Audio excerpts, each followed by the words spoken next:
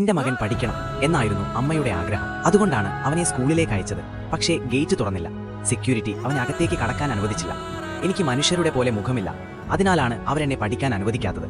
എന്നാലും ഞാൻ പഠനം ഉപേക്ഷിക്കില്ല എന്നവൻ മനസ്സിൽ തീരുമാനിച്ചു.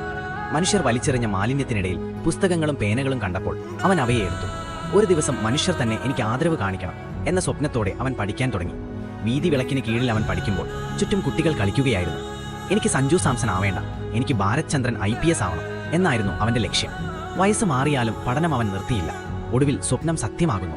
ഒരിക്കൽ അവനെ പുറത്താക്കിയ അതേ സ്കൂളിലും അതേ ഗേറ്റിലും ഇന്ന് അവനൊരു മാസ് എൻട്രിയോടെ എത്തുന്നു. അതേ സ്കൂളിന്റെ വേദിയിൽ അവൻ ചീഫ് ഗസ്റ്റായി നിൽക്കുമ്പോൾ അവൻ തന്നെ അഭിമാനിക്കുന്നു. ഇപ്പോൾ നിങ്ങൾ ചിന്തിക്കുന്നുണ്ടാവാം, എന്തുകൊണ്ടാണ് അവൻ കരയുന്നത് എന്ന്. നിങ്ങൾ ഈ കഥ ഇവിടെ വരെ കണ്ടിട്ടും വീഡിയോ ലൈക്ക് ചെയ്തില്ല, ചാനൽ സബ്സ്ക്രൈബ് ചെയ്തില്ല. അതിനാലാണ് ഈ മാസ് ഹീറോ കരയുന്നത്. ഇപ്പോൾ തന്നെ ലൈക്ക് ചെയ്യൂ, സബ്സ്ക്രൈബ് ചെയ്യൂ, അവനെ സന്തോഷിപ്പിക്കൂ. മുത്തുമണികളെ, like and subscribe the channel.